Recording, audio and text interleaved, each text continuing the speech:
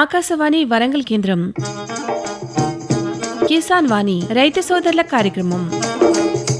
ఈ కార్యక్రమాన్ని మీకు సమర్పిస్తున్న వారు కేంద్ర వ్యవసాయ మరియు రైతు సంక్షేమ మంత్రిత్వ శాఖ, భారత ప్రభుత్వం.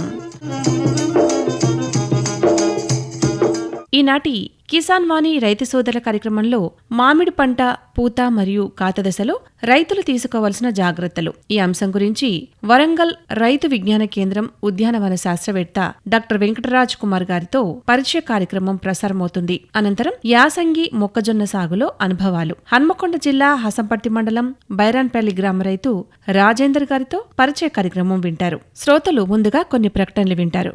సర్వోత్తమ రైతు పురస్కారం లభించింది హరికి. హరి, మీ విజయ రహస్యం ఏమిటో చెప్పండి. రైతు మిత్రులారా, మీరు కూడా మీ పొలాల్లో అధిక పంటను పండించగలరు. అదెలా? ఎప్పుడు ఏ సమస్య వచ్చినా వెంటనే కలపండి ఈ నెంబరు 1800 ఇది ఎవరి నంబర్ బాబు? కిసాన్ కాల్ సెంటర్ది. అక్కడ విశేషజ్ఞులు మీ పొలం సమస్యలకు వెంటనే పరిష్కారం చెప్తారు. అదేంటయ్యా, విశేషజ్ఞులు అన్ని సమయాల్లోనూ దొరుకుతారా? తప్పకుండా దొరుకుతారు. ఏడాదిలో 365 రోజులును, అది కూడా ఉదయం 6 గంటల నుంచి రాత్రి 10 గంటల దాకా. మరైతే ఎక్కువసేపు మాట్లాడితే డబ్బు చాలా అవుతుందిగా. ఖర్చు లేనే లేదు. మొబైల్ పై గానీ ఇతర ఫోన్ తో కానీ కిసాన్ కాల్ సెంటర్ కి ఉచితంగా కాల్ చేయవచ్చు. సలహాకి కూడా ఖర్చు ఉండదు. నిజంగా? 16 అణాల నిజం. రైతు సోదరులారా, పంట సమస్యల గురించి మీ భాషలో వెంటనే సమాధానం కోసం పూర్తి భారతదేశంలో ఏ ఫోన్ నుంచైనా జాతీయ హెల్ప్ లైన్ నంబర్ 1800-11800-1551తో ఉచితంగా సంప్రదించండి. రైతు మిత్రుడు కిసాన్ కాల్ సెంటర్. ఇప్పుడు వినండి, మామిడి పంట పూత మరియు కాత దశలో రైతులు తీసుకోవాల్సిన జాగ్రత్తలు ఈ అంశం గురించి వరంగల్ రైతు విజ్ఞాన కేంద్రం ఉద్యానవన శాస్త్రవేత్త డాక్టర్ వెంకటరాజ్ కుమార్ గారితో పరిచయ కార్యక్రమం. పరిచయకర్త మోటి చిరంజీవి గారు. ప్రస్తుతం మామిడి పంట పూత దశలో ఉంది. పూత నుండి కాత కాసేందుకు సిద్ధంగా కూడా ఉంది. మరి ఈ వేసవిలో ముఖ్యంగా ఈ మామిడి పంట సాగులో అధిక దిగుబడి సాధించాలంటే ఈ మామిడి కాయ ఎక్కువగా వెయిట్ వచ్చి రైతుకు సకాలంలో గిట్టుబాటు ధర కలిగించేటువంటి విధంగా ఎటువంటి జాగ్రత్తలు తీసుకోవాలి, మరి అతి ముఖ్యంగా మామిడి పూత మరియు కాత సమయంలో రైతులు ఎటువంటి జాగ్రత్తలు తీసుకున్నట్లయితే ఆ మామిడి పంట అనేటువంటిది ఎక్కువగా దిగుబడి రావడానికి సిద్ధంగా ఉంటుంది అనేటువంటి తదితర విషయాలను గురించి మనకు వివరించడానికి గాను మన వరంగల్ కేంద్రంలో తెలంగాణ రైతు విజ్ఞాన కేంద్రంలో పనిచేస్తున్నటువంటి ఉద్యానవన శాఖకు సంబంధించినటువంటి శాస్త్రవేత్త డాక్టర్ బి వెంకట రాజ్ కుమార్ గారు మన ఆకాశవాణి స్టూడియోలో ఉన్నారు. వారిని అడిగి మరిన్ని విషయాలు తెలుసుకుందాం. ముందుగా నమస్కారం అండి. నమస్తే అండి. సార్ చెప్పండి, ఇప్పుడు మామిడి అనేటువంటిది ఏ దశలో ఉందంటారు? ప్రస్తుతం మామిడిలో పూత రావడం నుంచి పూత నుంచి పిందె కట్టడంలో ఆ దశలో ఉందండి. ఇది రకాలను బట్టి మనకి పూత అనేది డిసెంబర్ మాసం నుంచి జనవరి మాసం వరకు వాతావరణ పరిస్థితులను బట్టి మనకు పూత అనేది వస్తుంటుంది. ఎక్కడైతే మంచి కొమ్మలు ఉంటాయో ఆ కొమ్మలలో ఈ పూగొమ్మలు తొడిగి మనకి పూతనిస్తుందండి. మరి ఈ మామిడి పూతను ఏ ఏ అంశాలు అనేటువంటి ప్రభావితం చేస్తాయంటారు? ముఖ్యంగా ఏంటంటే మామిడి పూత అనేది చాలా వరకు వాతావరణ పరిస్థితులు, అలాగే మనము చేపట్టిన యాజమాన్య పద్ధతులు వాటి మీద ఆధారపడి మనకి ఈ పూత అనేది తొడగడం జరుగుతుందండి. ముఖ్యంగా రైతులు చేపట్టిన సేద్యపు విధానాలపై ఆధారపడి ఉంటుంది. అంటే ఈ పూత ఎక్కువగా వస్తేనే కాత ఎక్కువగా కాస్తుంది. మరి ఈ పూతను కాపాడుకోవాలని రైతులు అంటారు. అంటే ఈ పూతను కాపాడుకోవాలంటే ఎటువంటి జాగ్రత్తలు అనేటువంటి తీసుకోవాలంటారు? ముఖ్యంగా రకాలను బట్టి మనకి వాతావరణ పరిస్థితులను బట్టి మనకి డిసెంబర్ 2వ పక్షం నుంచి జనవరి 1 లేదా 2వ పక్షం వరకు ఈ పూ మొగ్గలు కనిపిస్తూ ఉంటాయి. వీటిల్లో ముఖ్యంగా ఏంటంటే మనం నీటి తడుల విషయంలో చాలా జాగ్రత్త వహించాలి. పూత తొడిగి పిందె గడుతున్న సమయంలో అప్పుడు మాత్రమే మనం నీటి తడులు ఇచ్చుకోవాలి. రైతు సోదరులు ఈ వర్షాలు ఆగిన తర్వాత నీటి తడులు ఇచ్చుకున్నట్లయితే ఏదైతే పూత తొడగాలో అక్కడ మనకి చిగుర్లు వచ్చే అవకాశం ఉంటుంది. కాబట్టి మనం చేసుకునే సేద్యపు పనుల్లో కూడా మనం జాగ్రత్త వహించాలి. ఇకపోతే మనకి ఈ పూత వచ్చే సమయంలో తేలికపాటి నీటి తడులు ఇచ్చుకుంటూ లేత పూత దశలో మనకి ఈ పొటాషియం నైట్రేట్ లేదా మల్టీకేన్ దొరుకుతుంది. ఇది ఒక 10 గ్రాములు మనము లీటర్ నీటికి కలుపుకుని పిచికారీ చేసుకున్నట్లయితే ఈ పూత అలాగే చిన్న పిందెల దశలో ఉన్న మామిడి పిందెలు మనకి రాలకుండా ఉంటాయి. అలాగే రైతు సోదరులు ఇంకొకటి గుర్తుపెట్టుకోవాల్సింది ఏంటంటే, సాధారణంగా ఒక పువ్వు కొమ్మలో 99% పూత రాలిపోతుంది. ముఖ్యంగా ఏంటంటే దాంట్లో 1% కన్నా తక్కువ పూత మాత్రమే మనకి పూకొమ్మల మీద నిలుస్తుంది. దానిలో మంచిగా ఫలదీకరణ చెంది దానికి అందిన పోషకాల విలువలను బట్టే మనకి పూకొమ్మలపై ఈ పిందెలనేవి నిలుస్తాయండి. పూత నుండి పిందె అనేటువంటిది నిలవడానికి ఎటువంటి మందులను మీరు పిచికారీ చేసుకోవాలంటారు? ముఖ్యంగా ఏంటంటే పూత ఉన్న సమయంలో మనకి ఈ ఏదైతే ఫలదీకరణ చెందుతుందో ఆ పుష్పాలు మాత్రమే నిలిచి మిగతావన్నీ రాలిపోతాయండి. మనకి ముఖ్యంగా ఫలదీకరణ పెంచాలి అంటే పూత సమయంలో మామిడి తోటలో 1-2 తేనెటీగ పెట్టెలను పెట్టుకోవడం వల్ల ఈ పిందెగట్టే శాతం మెరుగవుతుంది.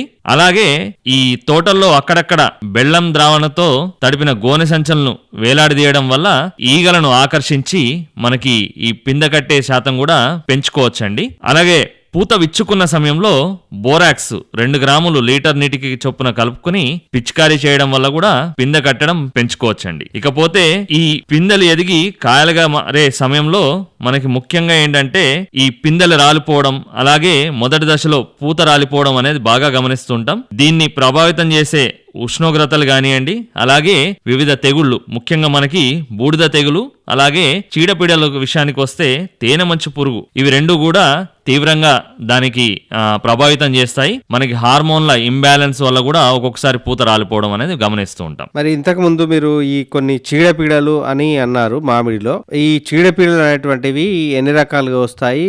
వాటి నివారణకు రైతులు ఏం చేయాలంటారు? ముఖ్యంగా ఏంటంటే ఈ పూతకు ముందు అలాగే పచ్చి పూత దశలో అలాగే కాయల ఎదుగుదల దశలో రకరకాల పురుగులు అలాగే తెగుళ్లు ఆశించే అవకాశం ఉంటుంది. ముఖ్యంగా పూత సమయంలో కానివ్వండి, పూతకు ముందు కానివ్వండి, మనకి ఈ తేనె మంచు పురుగులు అనేవి అలాగే పిండి నల్లి పురుగులు ఎక్కువగా ఈ చెట్టు కొమ్మలపై అలాగే ఈ పూ కొమ్మలపై ఆశిస్తాయి. వీటి నివారణకు మనము అసిఫేట్ ని 1.5 గ్రాములు లేదా ఇమిడాక్లోప్రిడ్ అనే మందును 0.3 మిల్లీలీటర్లు 1 లీటర్కి కలుపుకుని చెట్ల మొదళ్ళు అలాగే కొమ్మలు బాగా తడిచేలా పిచికారీ చేసుకోవాలి. అదే విధంగా మనకు అందుబాటులో ఉండే వేప నూనె అజాడిరక్టిన్ 1500 ppm ని 5 మిల్లీలీటర్లు లీటర్ నీటికి కలుపుకుని పిచికారీ చేసుకోవాలండి. ఇలా చేసుకోవడం వల్ల మనం తేనె మంచు పురుగులు ఉన్నాయో వాటి నుంచి కాపాడుకోవచ్చు. ఈ తేనె మంచు పురుగులు అనేవి మనకు ముఖ్యంగా ఏంటంటే ఈ పూ కొమ్మలపై అలాగే తల్లి పిల్ల పురుగులు ఈ పూ కొమ్మలపై ఉన్న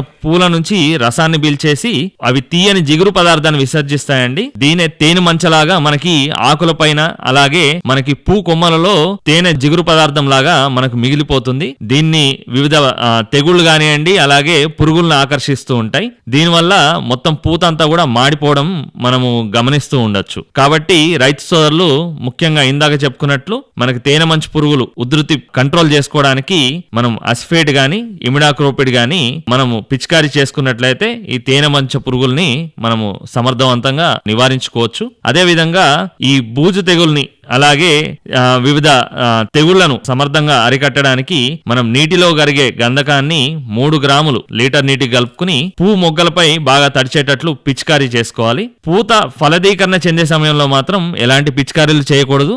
మనము పచ్చి పూత దశ కానివ్వండి లేకపోతే పూత అయిపోయి ఫలదీకరణ చెందిన తర్వాత చిన్న చిన్న గాని మిరియాల గింజల సైజులో ఉన్నప్పుడు మనం పిచికారీ చేసుకున్నట్లయితే ఈ తెగుళ్ల నుంచి పురుగుల నుంచి మనం కాపాడుకోవచ్చండి. మరి ఇప్పుడు ఎక్కువగా గనక చూసినట్లయితే కాయతొలుచు పురుగులు గాని లేదా ఈ పేనుబంక గాని ఎక్కువగా కనిపిస్తా ఉంటుంది. మరి దాని నివారణకు ఏం చేయాలంటారు? అదే మనకు ఈ పూత నుంచి పిందె కట్టిన తర్వాత మనం చూసుకున్నట్లయితే ముఖ్యంగా ఏవైతే ఇది మన టెంక పురుగులు ఇవి కూడా ఉధృతి పెరుగుతున్నాయి. ఇకపోతే ముఖ్యంగా మామిడిలో అయితే మనం చూసుకున్నట్లయితే ఈ పండు ఈగ సమస్య చాలా అధికంగా ఉందండి. ముఖ్యంగా చూసుకున్నట్లయితే ఈ టెంక పురుగు కానివ్వండి మన పండు ఈగ నివారణకు మనము యాజమాన్య పద్ధతులు అలాగే మనము లింగాకర్షక బుట్టల ద్వారా మనం సమర్థవంతంగా దాన్ని నివారించుకోవచ్చు. ముందుగా మామిడి చెట్ల మొదల్లో ఎక్కడా కూడా మన రాలిన ఆకు కానివ్వండి లేకపోతే మొక్క మొదల్లో కలుపు పెరిగినట్లయితే ఆ కలుపుని మనము తీసేసుకోవాలి. కలుపు రహితంగా ఉంచుకున్నట్లయితే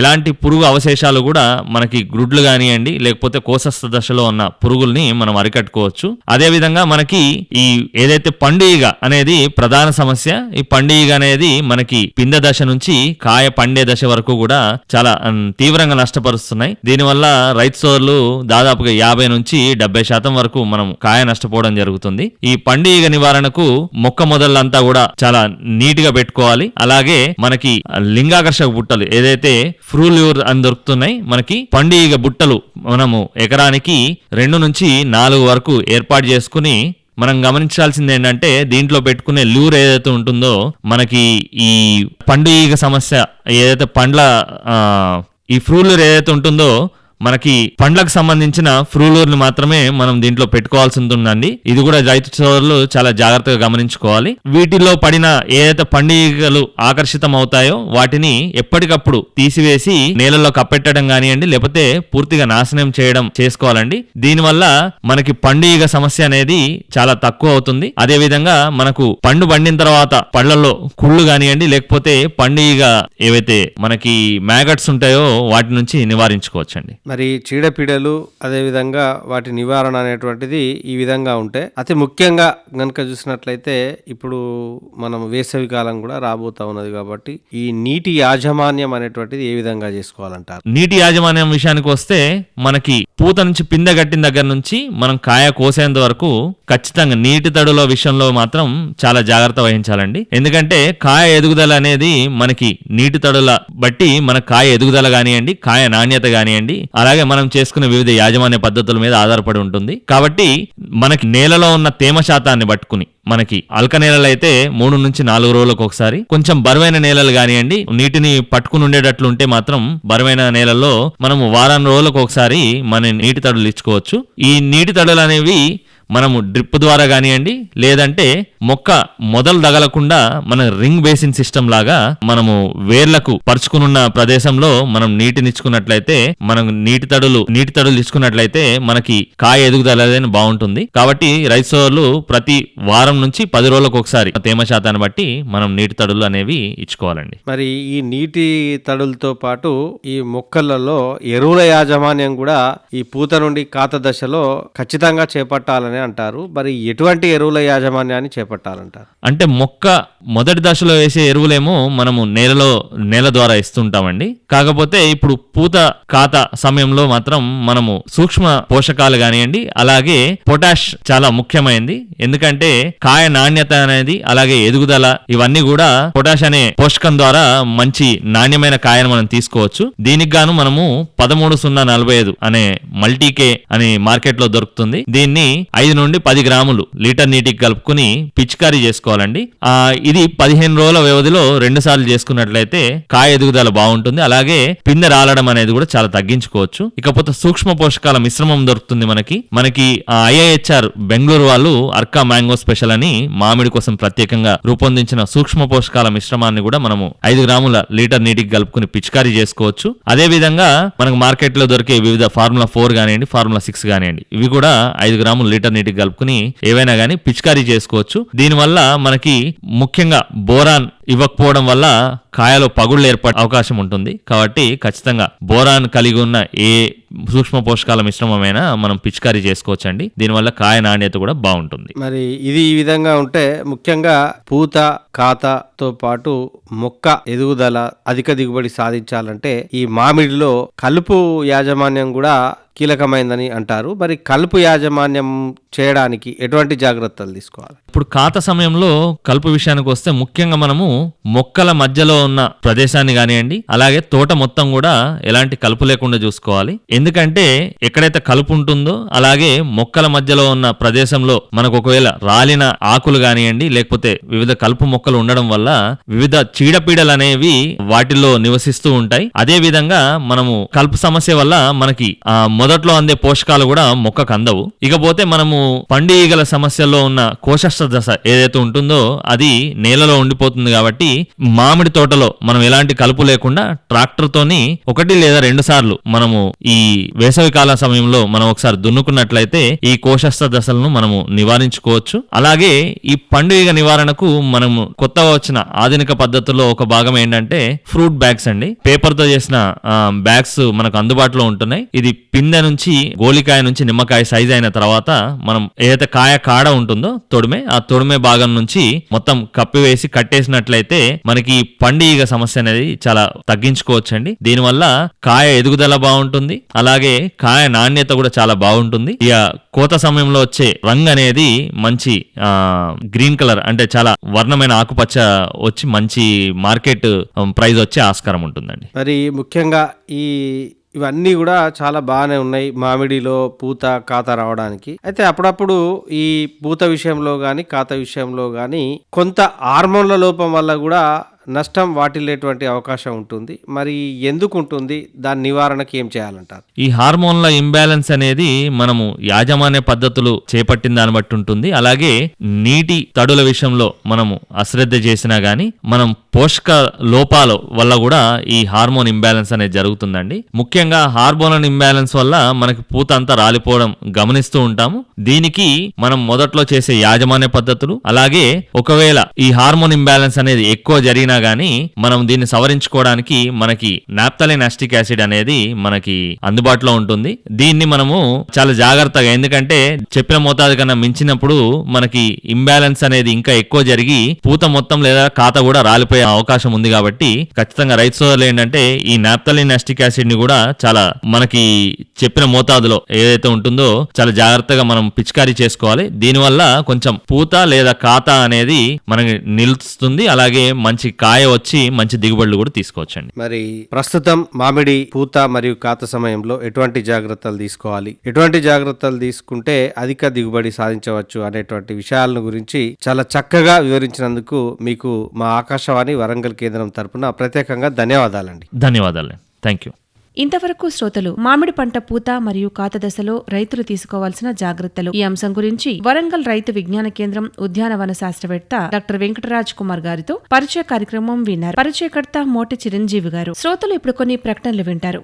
ప్రధానమంత్రి కిసాన్ సమ్మాన్ నిధి ఈ పథకం కింద 2 హెక్టార్ల వరకు పొలం కలిగిన రైతుల కుటుంబాలకు ఏడాదికి 6,000 రూపాయలు చెల్లించడం జరుగుతుంది. అది అర్హత గల రైతులకు 2,000 రూపాయల చొప్పున 3 వాయిదాల్లో నేరుగా వారి ఖాతాల్లో జమ చేయబడుతుంది. ఈ సన్న చిన్నకారు రైతుల కుటుంబాలను రాష్ట్ర ప్రభుత్వాలు ఎంపిక చేస్తున్నాయి. ఈ పథకం యొక్క పూర్తి ఖర్చును భారత ప్రభుత్వం భరిస్తోంది. ప్రధానమంత్రి కిసాన్ సమ్మాన్ నిధి రైతుల వ్యవసాయానికి సరికొత్త గౌరవం. వ్యవసాయ మరియు రైతు సంక్షేమ మంత్రిత్వ శాఖ భారత ప్రభుత్వం ద్వారా జనహితార్థం జారీ. ఇప్పుడు వినండి యాసంగి మొక్కజొన్న సాగులో అనుభవాలు. హన్మకొండ జిల్లా హసంపర్తి మండలం బైరాన్పల్లి గ్రామ రైతు రాజేందర్ గారితో పరిచయ కార్యక్రమం. పరిచయకర్త మోటే చిరంజీవి గారు.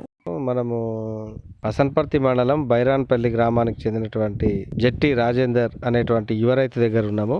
వారు మొక్కజొన్న పంట వేయడం అనేటువంటిది జరిగింది. మరి ఎటువంటి మొక్కజొన్న పంట వేశారు అనేటువంటి విషయాన్ని గురించి వారిని అడిగి తెలుసుకుందాం. నమస్కారం అండి. నమస్కారం అండి. మీరు ఈ యాసంగిలో ఈ మొక్కజొన్న పంట ఎటువంటి మొక్కజొన్న వేయడం అనేటువంటిది జరిగింది? ఇప్పుడు సీజన్ లో మొక్కజొన్న అనేది సీజన్ లో మంచి దిగుబడి వచ్చే రకాలు మంచిగా 2-3 తెల్ల ఐటమ్స్ ఆ విత్తనాలు కానీ మనం తీసుకున్నాం. ఇప్పుడు బాగా దాదాపు వేసి కూడా నెల రోజులు అవుతుంది. దాదాపు 6-7-8 ఆకులో ఉన్నది. కాకపోతే కొంచెం పురుగు తర్వాత ప్రాబ్లం ఉన్నది. పురుగు కూడా మందులు తీసుకుని పిచికారీ చేస్తాను. కొంచెం ఈ చలి తగ్గిందంటే పురుగు కూడా తగ్గుతుంది. కొంచెం గ్రోతింగ్ ఉంటుంది. కానీ ఇప్పుడు మొక్క కొంచెం కాపాడుతున్నాము. ఎందుకంటే లద్దె పురుగు, పీడ పురుగు, ఆ కాండం తొలిచే పురుగు ఇవన్నీ కూడా ఇబ్బంది పడతాయి. ముఖ్యంగా మీరు ఇప్పుడు దేశవాళీకి సంబంధించినటువంటి మొక్కజొన్న పంట వేసారా, లేకపోతే హైబ్రిడ్ కు సంబంధించినటువంటి మొక్కజొన్న పంట వేసారా? దేశవాళీ అనేది ప్రజెంట్ ఉన్న సిచ్యువేషన్ లో అంతా కూడా హైబ్రిడ్ వైపు వెళ్ళిపోయిన అందరు కూడా దిగుమతి ఎక్కువ రావాలి, ఎకరంలో 40 క్వింటాలు 30 క్వింటాలు 40 ఏవో క్వింటాలు రావాలని చాలా మంది రైతులు కూడా ఆలోచించి దిగుమతి ఎక్కువ కోసమే హైబ్రిడ్ సీడ్లు క్రాస్ బీడ్లు అనేది తీసుకుంటాను. ఆ విధంగానే అందరు కూడా పనిచేస్తారు. ఎందుకంటే లోకల్ బీడ్ అనేది కూడా ఈ మధ్య కాలంలో తగ్గిపోయింది. లోకల్ బీడ్ 20 క్వింటాలు 18 క్వింటాలు వరకే వస్తాయి. కాబట్టి మన రైతుకు దిగుమతి రాలేని పరిస్థితి ఉంది. కాబట్టి అందరు కూడా హైబ్రిడే, మేము కూడా హైబ్రిడ్ తీసుకున్నాం. హైబ్రిడ్ లో కూడా మంచి దిగుమతి వచ్చి మంచి మొక్క కూడా మంచి దగ్గర పెట్టడం ఒక విధమైన పద్ధతి పెట్టుకున్నప్పుడు దిగుమతి కూడా మంచి వస్తుంది. ఇప్పుడు హైబ్రిడ్ లో మీరు ఏ రకాన్ని ఎంచుకోవడం జరిగింది, అదే విధంగా ఎన్ని ఎకరాల మొక్కజొన్న పంటను మీరు వేసుకోవడం జరిగింది?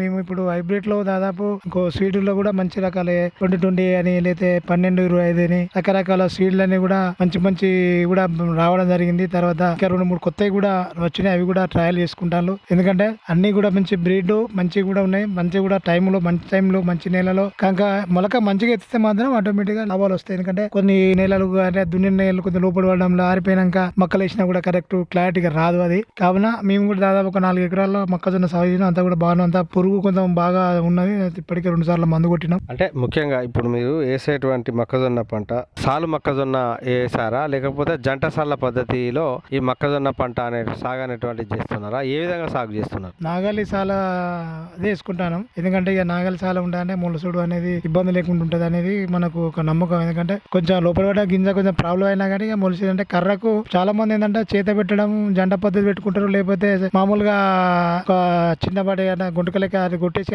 బోయేదోలు పెట్టుకుంటారు. అట్లా పెట్టుకోవడం వల్ల ఏంటంటే లోతుగా పోకపోవడం, రేపు మొక్కజొన్న అయినాక అప్పుడు మనం కొత్త దశలో వాతావరణం పైరుత్యాలు జరిగినప్పుడు గాడుపులు కానీ పిడుగులు కానీ గాడు ద్వారా వచ్చినప్పుడు అప్పుడు ప్రమాదం జరిగి అంతగా కూలిపోతాయి. కాబట్టి నాగలిసాలని వేసుకుంటాం. ఎందుకంటే నాగలిసాలలో ఉన్న మొక్క మట్టిలో పోతాయి కాబట్టి బలంగా ఉంటుంది అనే ఒక నమ్మకంతో మేము నాగలిసాలనే చేయడం జరుగుతుంది. నాగలిసాల ద్వారా వేసేటప్పుడు ఏమన్నా మొక్కజొన్న విత్తనాలతో పాటు ఏమైనా ఎరువులు అనేటువంటి వేస్తారా? వేస్తే ఎటువంటి ఎరువులు అనేటువంటి దుక్కిలో వేయడం అనేటువంటి జరుగుతుందంటారు? మేము ఎరువులు అంటే పురుగు కోసము ఒకటి వేసుకోవచ్చు, లేకపోతే బలం కోసం అంటే DAP కానీ 2020 కానీ కంపల్సరీ కలిపి వేసుకుంటాం. ఎందుకంటే మొక్క మంచి బలంగా ఉండడం కోసం 2020 కానీ DAP కానీ బాగా పనిచేస్తుంది. తర్వాత మనం పురుగు మందు కూడా వేసుకోవచ్చు. పురుగు మందు కూడా వేసుకున్నా కూడా పురుగు రాకుండా కన్నదొచ్చే పురుగులు కానీ అవి కానీ వేసుకోకుండా. ఎందుకంటే తర్వాత మనం అందరం పెరిగినాక లోపల పురుగు వచ్చిందని నెలకు 2 నెలలకు 15 రోజులకే వస్తారు, అందరు అలా గుళికలు ఇస్తారు. కానీ కింద కూడా గుళికలు వేసుకుంటేనే మంచిగా ఉంటుందని నేను చెప్తాను. అంటే ఇప్పుడు ఎన్ని రోజుల పంట ఇప్పుడు మీరు వేసినటువంటి మొక్కజొన్న పంట దాని అంటే మొక్క విత్తనాలు వేసిన తర్వాత ఎన్ని రోజులకు మొలకెత్తేటువంటి అవకాశం అనేటువంటిది ఉంటుంది? ఈ మొలక 1 week లో మొలకెస్తుంది. మేము వేసింది కూడా 100 days 110 అట్లా ఉండే పంట వేసినాం. ఎందుకంటే 90 అంటే వాతావరణం బాగుంటే 100 days లో అయిపోతుంది. కొంచెం వాటర్ అటు ఇటు ఉంటే ఒక 10 days 15 days లా కంప్లీట్ అవుతుంది. ఎందుకంటే 90 days తర్వాత 3 నెలలు మొక్కజొన్న అంటే కానీ 3 నెలలు కాకపోయినా కొంచెం మంచిగా ఎండాలి అంటే ఒక 10 రోజులు అటు ఇటు అయినా ఉంటాం. అంటే ఇప్పుడు మొక్కజొన్న పంట వేసి దాదాపు 1 నెల రోజులు కావస్తుంది అన్నారు. అంటే ఇప్పుడు ఈ మొక్కజొన్న పంట ఇప్పుడు ఏ స్థాయిలో ఉన్నది, ఎట్లా ఉన్నది? మొక్కజొన్న పంట దాదాపు 1 నెల రోజులు అవుతుంది. మంచిగానే ఇప్పుడు 6-8 ఆకులల్లో మంచిగా ఉన్నది. ఇప్పుడు వాటర్ ఒకసారి తిప్పినాం, 2 సార్లు మంది వేసినాం, ఒకసారి నాగడి దున్ని తర్వాత ఇప్పుడు పిండి పోయాలి ఆ దశలో ఉన్నది. అంటే మొక్కజొన్న పంట పెట్టిన తర్వాత మీరు ఈ ఎరువుల యాజమాన్యం అనేది కనుక చూస్తే ఎప్పుడెప్పుడు వేస్తారు, ఎంత మోతాదులో వేయడం అనేటువంటి జరుగుతుందంటారు? ఇప్పుడు మోతాదులు అంటే ఇప్పుడు ఎకరాకు ఒక 2 ఊరే బస్తాలు వేస్తే మంచిగా ఉంటుంది. ఎందుకంటే మన అడుగులో 2020 అనే DAP అని వేసుకుంటే దాదాపు 1 నెల రోజులు 115 రోజులు దానికి ఉంటుంది. 115 రోజుల తర్వాత సరే దున్ని వాటర్ అంటే దున్నినాక మన పిండి వేసుకుంటా ఊరి వేసుకుంటా నీళ్ళు కడితే మాత్రం మంచిగా ఏపుగా చేను వస్తుంది. మళ్ళా తర్వాత మళ్ళీ తలసించి అంటే మొక్కజొన్న పీసు వచ్చే టైంలో కూడా మళ్ళీ ఒకసారి కూడా పిండి వేసుకుంటే బలంగా మొక్కజొన్న పీస్ అనేది వస్తుంది. దిగుమతి కూడా ఎక్కువ ఉంటుంది, వాటర్ కూడా మంచిగా ఉంటాయి. లాస్ట్ ఎండ టైంలో అయితే మార్చి ఎండింగ్ టైంలో అప్పుడు కొంచెం పీస్ వెళ్ళే టైంలో వాటర్ ప్రాబ్లం ఉంటుంది, బలం లేక కొంచెం తక్కువ చిన్న పీస్ ఉంటాయి. కానీ మనం ఎప్పుడైతే తలసించి వచ్చే టైంలో మొక్కజొన్నకు మంచి వాటర్ కానీ తర్వాత మంచి పిండి కానీ పోస్తే ఊరియా కానీ పోతే ఏపుగా మంచిగా ఉంటుంది. మరి నీటి యాజమాన్యం అనేటువంటిది ఏ విధంగా ఉంది, ఎన్నిసార్లు కట్టాలి, ఎట్లా కట్టాలి? కామన్ గా మనం ఇక మొక్కజొన్న వేసినాక దాదాపు నేను ములిసి చేయనాక నెల తర్వాతనే వాటర్ వేస్తాను. నెల 15 రోజుల మధ్యలో వాటర్ వేస్తే అప్పటికి 5-6 ఆకులతోటి కొంచెం వాటర్ పెట్టిందంటే ఇక వాటర్ ఒకసారి అయిందంటే మొక్కజొన్న అనేది టకటకట పెరిగేస్తా ఉంటుంది. దాదాపు ఒక 3-4 తలలు తలసించి కత్తది. అంటే శోక మట్టిలు బట్టి ఎర్ర నెలల్లో నల్ల రేగలు అయితే మనం మొలిసినాక దాదాపు 15 రోజుల దాకా ఒకసారి కడతారు. తర్వాత ఇంకొకసారి మళ్ళీ పిండి ఇచ్చేటప్పుడు కడతారు. మళ్ళీ తర్వాత ఒక 4 నుంచి 5 తలల మొక్కజొన్న రాగళ్ళలో అయిపోతుంది. 12 తలలను శోకలా కట్టేస్తారు మొలిసిన వేసినాక. ఇప్పుడు నీటి యాజమాన్యం ఈ విధంగా ఉంటే ముఖ్యంగా ఈ మొక్కజొన్న పంటలో ఎటువంటి చీడపీడలు అనేటువంటివి వస్తాయి, వాటి నివారణకు ఎటువంటి మందులు అనేటువంటి పిచికారి చేసుకోవాలంటారు? ముఖ్యంగా ఇప్పుడు ఏదైతే కూడా మొలిసే దశను తర్వాత పురుగు వస్తుంది, కాండం నుంచి పెరుగుతున్న కొద్దీ అంటే ఏదైతే కూడా లోపల ప్రతి ఈకకు పంట మధ్యలో ఒక కండం ఉంటుంది. ఆ కండం తొలిచే పురుగులు ఉంటాయి. తర్వాత పురుగు తర్వాత పేను బంక పేను పెరుగుతాను తలసించేది అంటే బంక పెయిన్ వస్తా అంటే పెయిన్ వస్తా ఉంటది, పీల్చేస్తానంటే మొక్కను మొత్తం పవర్ లేకుండా మొత్తం దాంట్లో పీల్చి ఏదైతే పీల్చుడు ఏదైతే కూడా పచ్చ పురుగు కానీ ఈ పురుగు కానీ అంతా కూడా అలా పీల్చేస్తాను. ఏదైతే కూడా మొక్క ఎదుగుదల మొత్తం కూడా అంచేస్తా ఉంటాయి. కావున అందరూ కూడా స్థానికంగా ఫర్టిలైజర్ షాపులలో కానీ ఫెర్టిలైజర్ సంబంధించిన కానీ వాళ్ళైతే పేనుకు కానీ బంకకు కానీ పురుగు కానీ ఏది ఉంటే దానికి ఏదైతే కూడా ఉల్లాలని తర్వాత దానికి సంబంధించిన 3-4 పౌడర్ ఇస్తారు. బంక పెయిన్ అంత అన్నిటి కూడా నివారణ అనేది కూడా మంచిగా కూడా చేసుకుంటే ఉంటాయి. ఎందుకంటే మనం తొలి దశలో గుర్తించి నివారణ చేసుకుంటే మాత్రం బాగుంటుంది. అదే కొంచెం నెగ్లెక్ట్ చేస్తే ఆ పెయిన్ అనేది విస్తరిస్తూ ఉంటది. అది మనం హైట్ దాటిపోయినాక మనం కొడితే మందు కొట్టలేము. ఆ పెయిన్ అనేది నల్లగా మొత్తం కూడా తోట ఇది మొక్కజొన్నలో విస్తరించే ఆకలిని కూడా మష్ అయిపోతాయి. కావున ఎందుకంటే గుర్తించి ఇమీడియట్ గా కూడా దానికి సంబంధించిన మందు తీసుకొని కొడితే రైతులకు ఇమీడియట్ గా పంట బాగుంటది, లాభదాయకంగా జరగదు. అంటే ఇప్పుడు ఈ దీంట్లో కనుక చూసినట్లయితే కత్తెర పురుగు అనేటువంటిది ఎక్కువగా వినబడతా ఉంటుంది. ఈ కత్తెర పురుగు అనేటువంటిది ఎట్లా మొక్కజొన్నకు అటాక్ అవుతుంది, దాని నివారణకు ఏం చేయాలంటారు? ఈ కత్తెర పురుగు అనేది కూడా మనకు కనబడుతుంది. పేరుకే కత్తెర పురుగు కానీ కత్తెర కడియేసినట్టే కడియేస్తుంటది. ఎందుకంటే అది ఎట్లుంటది అంటే మొక్కజొన్న వట్టినే పురంగానే కూలిపోతూ ఉంటుంది. ఎట్లా కట్ అయ్యిందంటే లోపల అది కండ మొత్తం తీసేసి అది మొత్తం కూడా కర్ర ఏదో మొక్కజొన్న కర్రను మొత్తం కూడా లేకుండా అల్లనే అది ఎండిపోతుంటది. కూలిపోయి ఏదేదో వల్లిపోయి కూలిపోతూ ఉంటుంది. అది అలాంటి పురుగు లోపల కండంలో ఉంటుంది. ఏదో కూడా తొలి దశని గుర్తించి దానికి మందు కనుక మంచిగా మనం పిచికారి చేసుకుంటే మాత్రమైతేనే ఆ లోపల అంత లేదు అని నెగ్లెక్ట్ చేసుకుంటా మనం ఏదో మీది కనుక రైతాంగాన్ని మనం అంటే పట్టించుకోకుండా మనం ఏదో మామూలుగా చేస్తే మాత్రం కల్నే ఉంటది. ఎదుగుదల తక్కువ ఉంటది, దిగుమతి తక్కువ అవుతుంది. ఒకవేళ పీసు వేసినా కూడా అది ఎదగకపోవడం, లాభాలు రాకపోవడం అనే ప్రాబ్లం అనేది కంపల్సరీ ఉంటుంది. మనకు దాంట్లో చీడపిల్లలు అనేటువంటివి కనబడతాయి. మరి మొక్కజొన్నను అనేది కంకి అనేటువంటిది ఎప్పుడు వేస్తుంది? దాదాపు 60-70 రోజుల తర్వాత మొక్కజొన్న అనేది పీస్ అనేది స్టార్ట్ అవుతుంది. దాదాపు 30 నెలల రోజులు పీసు దాని ప్రకారం ఉంటుంది. 60 రోజుల తర్వాత 60-65-70 రోజుల పీసు స్టార్ట్ అవుతుంది. తర్వాత 30-35 రోజుల దాకా కంకి పీసు పాలు పోయడానికి అదే దానికి గింజలు తయారడానికి దానికి గింజలు గట్టి పడడానికి నెల 15 రోజులు టైం పడుతుంది. ఎందుకంటే 90 అంటే 3 నెలలు అంటారు. 3 నుంచి 10-15 రోజులు ఖచ్చితంగా మనం తీసుకునే వరకు టైం పడుతుంది. కంకి లాగా తయారైన తరుణంలో దీన్ని కటింగ్ అనేటువంటిది ఎట్లా చేస్తారు? దాదాపు ఇప్పుడు కూడా అందరు కూడా అంతకుముందుకు ఇక కోసేది, తర్వాత దానికి పొట్టు తీసేది, మనకు ఎండదాకా ఉంచేది, కుప్ప పోసేది, తర్వాత మిషన్లో ట్రాక్టర్లో పోసేది, అంతకుముందుకు సంచుల్లో కొట్టేది. అంత రైతులు ఇప్పుడు టెక్నాలజీ పెరిగింది కానీ దానికి మిషన్లు వచ్చినాయి. దానికి కూడా కంకిని డైరెక్ట్ చెరి మీద నచ్చి చేసే వరి గోద కోసినట్టే కోసే పరిస్థితి వచ్చింది. తర్వాత కొన్ని పక్కకెత్తి డైరెక్ట్ దాని మీద ఇరితే ఆ పొట్టుతోటి పట్టుక పొట్టును డైరెక్ట్ వేసి పట్టే మిషన్లు వచ్చినాయి. ఇప్పుడు అంతా కూడా వరి కోసినట్టే కోసుకొని డైరెక్ట్ తీసుకొచ్చి ఇంటికాడ పోసుకునే పరిస్థితి ఏర్పడ్డది. కోసిన తర్వాత ఈ మొక్కలు పట్టిన తర్వాత మీరు ఎక్కడ విక్రయిస్తారు? ఒక ఎకరానికి మీకు ఎన్ని క్వింటాల వరకు దిగుబడి అనేటువంటిది రావడం జరిగింది? కోసినాక ఇప్పుడు మిషన్లు వచ్చేసి అంతకుముందు కంటే రైతులు సరే పెరడు కోసి వేసి వారం రోజులు ఎండేది, ఎండినాక పోసి మేము పట్టే వరకు మొక్కజొన్న ఆటోమేటిక్ ఎండేది, మార్కెట్ తరలించేది. కానీ ఇప్పుడు అంత మిషన్లు తయారైపోయింది. దాదాపు 3-4 ఏళ్ళ నుంచి అందరూ కూడా మిషన్లతో కోయిస్తాను. కోసినదంటే కొంచెం పచ్చి ఉంటుంది కనుక కర్రతోటి ఉంటుంది, పచ్చి తీసుకొచ్చి 3-4 రోజులు ఎండపోయడం, ఎండగొట్టినాక సంబంధించిన ఇంట్లో కావచ్చు లేదా బయట ఏదైనా కళ్ళాలు అక్కడ కళ్ళాలు పోసి ఒక 4-5 రోజులు ఉంచి దాన్ని మార్కెట్ తరలించడం విధంగా ఉంటుంది. ఎకరాకు దాదాపు మంచిగా అంటే వాతావరణం బాగుండి లాస్ట్ కు వర్షాలు రాకపోవడం, గడువు రాకపోతే ఎకరాకు 35 నుంచి 40 క్వింటాల మధ్యలో కంపల్సరీ మనం తీసుకోవచ్చు. మీరు ఎక్కడ విక్రయిస్తారు ఈ మొక్కజొన్న పంటను? ఎన్మాముల మార్కెట్ కన్నా పోతాం, లేకపోతే రైతాంగం పక్కపడి మిల్లులన్నా కూడా డైరెక్ట్ పోయి మనం మార్కెట్ చేసుకోవచ్చు. అంటే మీకు ఒక ఎకరానికి ఎంత పెట్టుబడి పోను, ఎంత మిగులుబాటు అనేటువంటి జరుగుతుంది? ఇప్పుడు మన ఇంట్లో ఒక 4-5 పని చేసే వాళ్ళు ఉంటానో 20-25 వేలలో అయిపోతాయి. లేదు అంటే 30,000 పైన అయితే 50,000-60,000 దాకా మనకు మొక్కజొన్నకు వస్తాయి వండుతాయి. లేదు అంటే ఆడికాడికి కూడా అయ్యే పరిస్థితి ఉంటుంది. మనం మన ఇంట్లో వాళ్ళు పని చేసుకుని ఉంటే మనకు ఒక 20,000 పెట్టుబడి తీసుకోవచ్చు. ఎందుకంటే లాస్ట్ వరకు తీసుకుపోయి అంత మార్కెట్ చేసే వరకు 20,000-25,000 అయిపోవచ్చు. లేదంటే 30,000 దాకా అవుతుంది. అదొక 40,000-50,000 మధ్యలో మనం మొక్కజొన్న తీసుకోవచ్చు, మంచిగా పండుతాయి. మొక్కజొన్న పంట వేసేటువంటి రైతులకు మీరు ఎటువంటి జాగ్రత్తలు తీసుకోమని చెప్తున్నారు ఇప్పుడు చలికాలంలో? మొక్కజొన్న వేసే రైతులు అందరూ కూడా సీడ్ సెలెక్షన్ మనం ఫస్ట్ చేసుకోవాలి. సీడ్ సెలెక్షన్ చేసుకున్న తర్వాత కంపల్సరీ దాన్ని విత్తనం వేసేపోతే మా నేల మంచిగా దున్ని ఉండాలి. దున్నిన తర్వాత మంచి నేల మంచిగా తీసిన తర్వాత మంచి నేలను అలా వేసుకొని మంచి వాటర్ మంచిగా తడిపిన పచ్చి దాంట్లో వేసినా లేదా తడిపేసినా చేత పెట్టినా కానీ మంచి నీళ్ళని అయితే మంచిగా చేసుకోవాలి. పిల్లలు లేకుండా చేసుకొని మంచి సీడ్ ఏదైతే కూడా ఇప్పుడు లేట్ అయిపోయింది. ఇప్పటికే రైతాంగం అంతా కూడా డిసెంబర్లో చాలా మంది వేసారు. ఇప్పుడు వేసే వాళ్ళతో కొంచెం తక్కువ డేస్ తీసుకొని జాగ్రత్తగా చూసుకొని మంచిగా దానికి రాగానే మూలవంగానే పురుగు అటాక్ కాకుండా మందులు చేసుకుని కొంచెం 2 సార్లు మందులు పిచికారి చేసుకుని తర్వాత చేసుకుంటే బాగుంటే లాభదాయకం ఉంటాయి. మరి ఇంతవరకు మీ యొక్క అమూల్యమైనటువంటి సమయాన్ని మాకు వెచ్చించి మొక్కజొన్న పంటలో ఎటువంటి జాగ్రత్తలు తీసుకోవాలనేటువంటి మీ యొక్క అభిప్రాయాలు తెలిపినందుకు ప్రత్యేకంగా ధన్యవాదాలండి. థ్యాంక్ యూ అండి. Thank you. ఇంతవరకు శ్రోతలు యాసంగి మొక్కజొన్న సాగులో అనుభవాలు హన్మకొండ జిల్లా హసంపర్తి మండలం బైరన్పల్లి గ్రామ రైతు రాజేందర్ గారితో పరిచయ కార్యక్రమం విన్నారు. పరిచయకర్త మోటే చిరంజీవి గారు. శ్రోతలు ఇప్పుడు కొన్ని ప్రకటనలు వింటారు.